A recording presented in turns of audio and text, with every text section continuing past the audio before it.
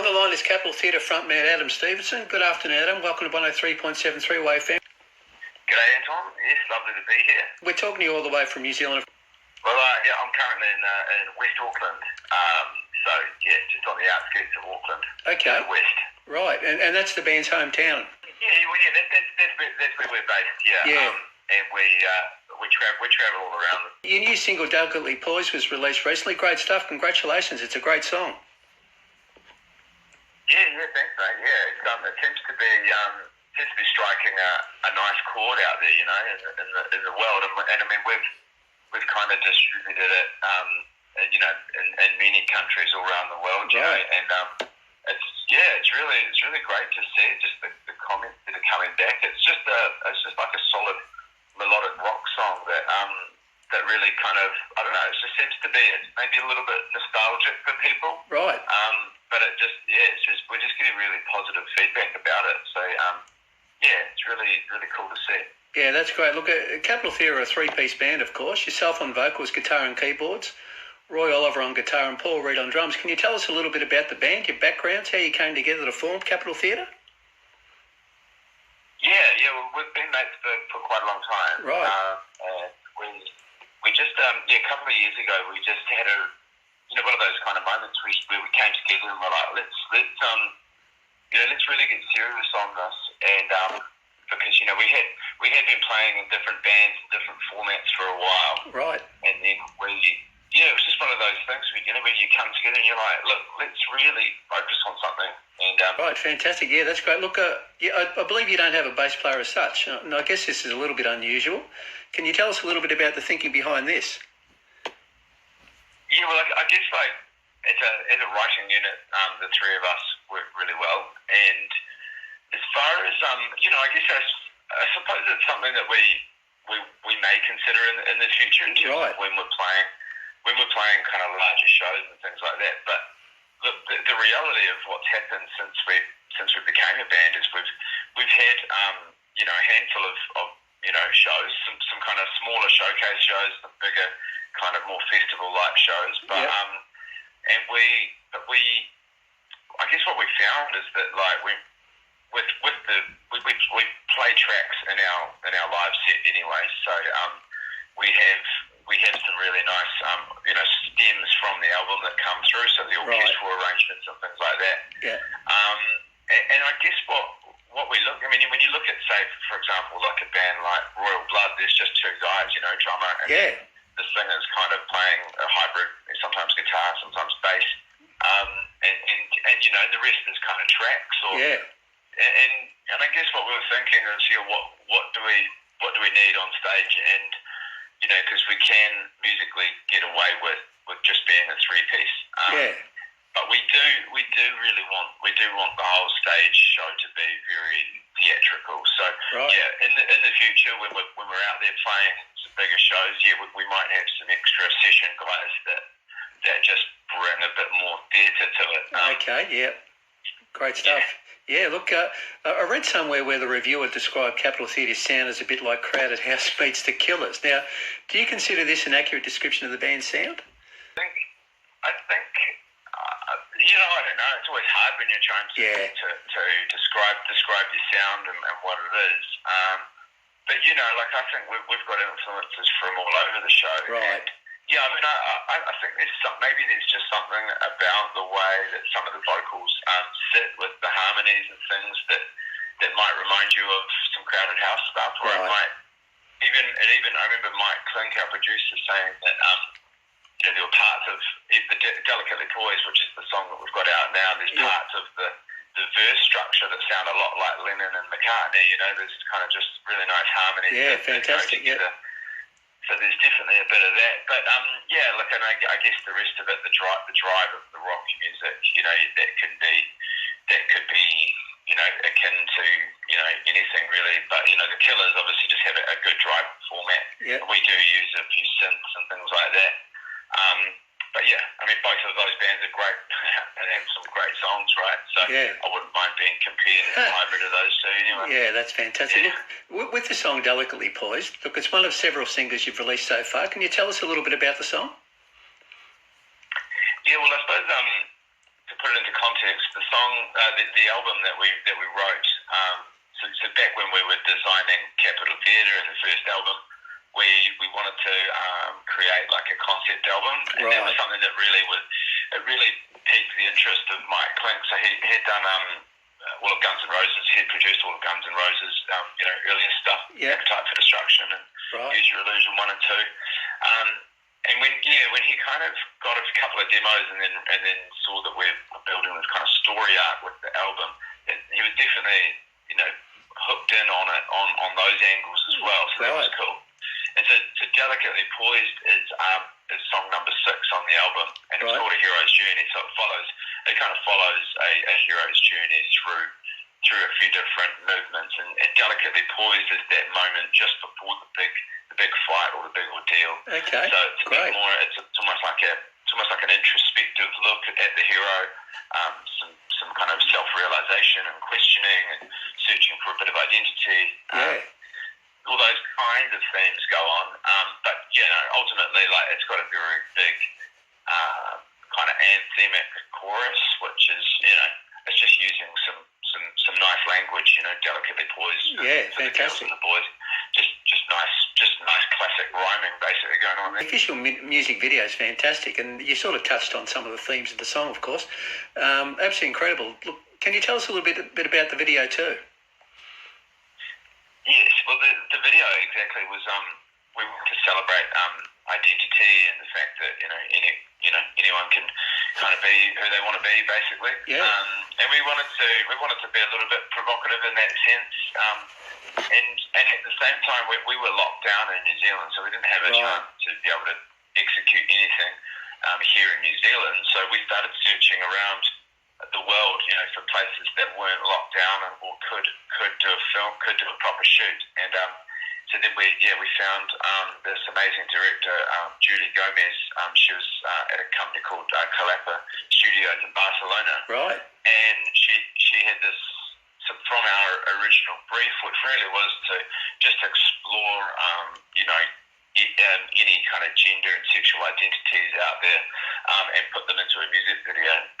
Then they came back to us and just said, look, we know that in Barcelona there is an authentic crowd, there's an authentic scene for what you guys are wanting to portray, and we've got the most authentic nightclub which you guys we can get access to, and so that was this place called Baghdad in Barcelona, and it's an underground kind of adult entertainment club, which has been around since 1975, and it's a really kind of renowned place to go for a little bit of adult entertainment. So they do live stage shows and things down there. So that's the venue that we use. So when you see it, it's just like it's so opulent and authentic. You can tell it's the real deal.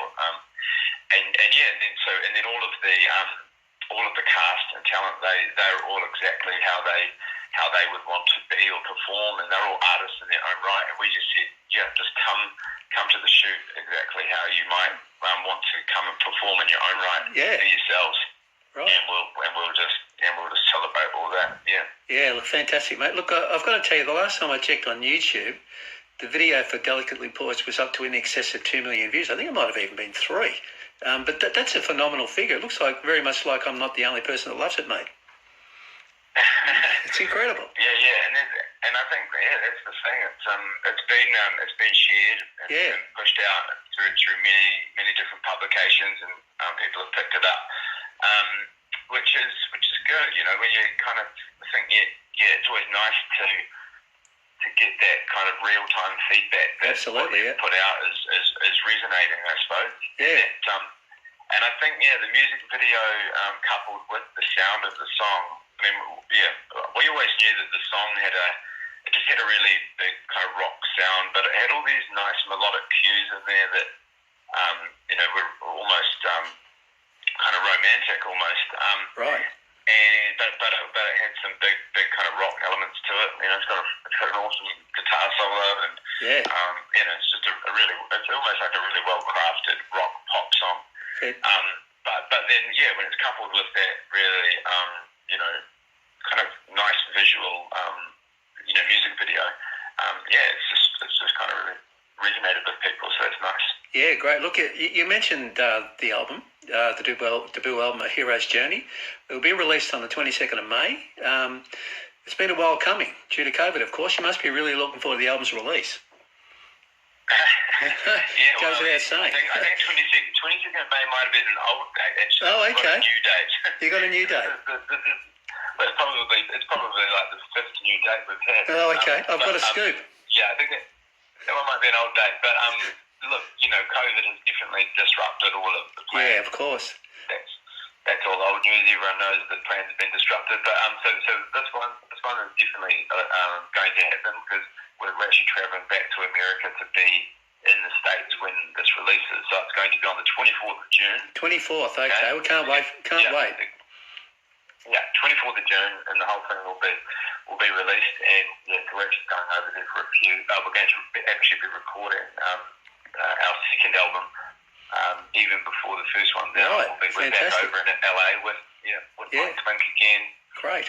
Recording the second album, and then we'll be there to do some promotion, and so we're playing at a few radio stations and things like that. Sounds great. Yeah, around the release. Yeah. Look, the album A Hero's Journey comprises 10 tracks, I believe. Most of the singles, I'm guessing most of the singles you've released so far are on the album.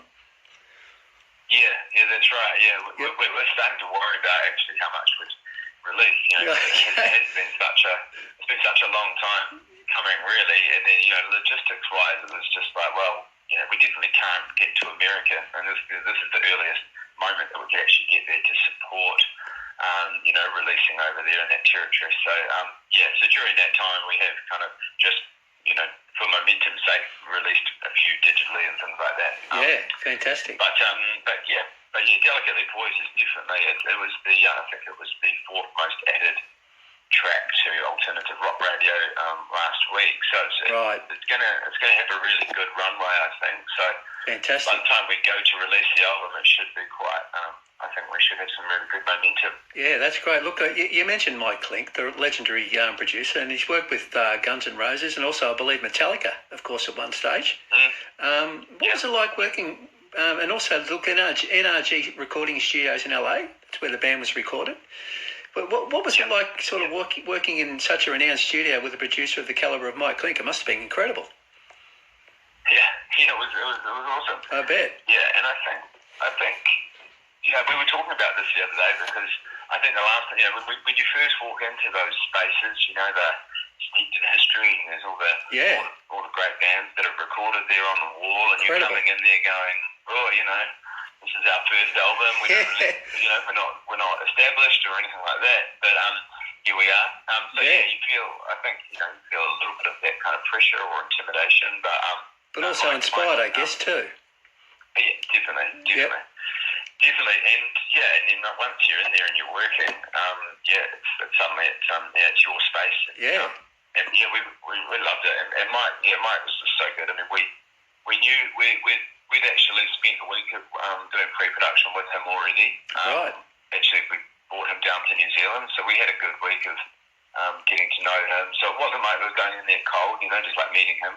Right. So we were good chums by the time we got to that point. Great. And then he's a very relaxed human, and he's really, really good just with setting a professional but casual tone, I think. Great. Yeah, look, and you mentioned it before, the album's a concept album. Look, and I believe you drew a lot of inspiration for the album from the author Joseph Campbell's book, The Hero with 1,000 Faces. Look, you sort of talked about some of the themes before, but can you tell us a little bit about this, about how that sort of came about, and some of the main sort of inspiration you drew?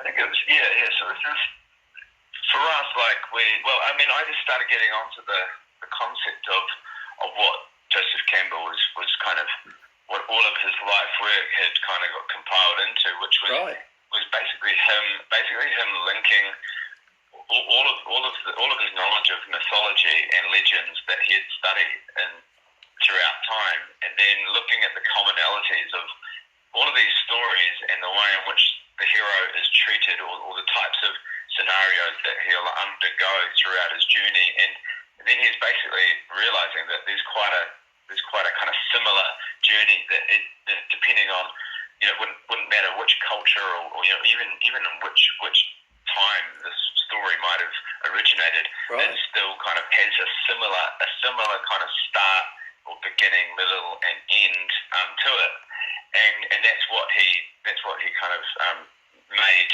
into the hero's journey archetype, which is kind of like, for example, I mean, well, you look at something like Star Wars, and George Lucas was a major fan of Joseph Campbell's, right. and so you get what looks like almost like an ordinary guy, and then he's got this kind of call to adventure, and he goes off, starts a quest. He might find some allies, and so all these things. I started mapping out against music. Right. So what would it sound like? What would it sound like if you were being called on a quest, on an adventure? Yeah. And a lot of the stuff is kind of it's almost like reflective of where we were at the time. Like the thought of going to America for me was like quite a, it was a journey outward.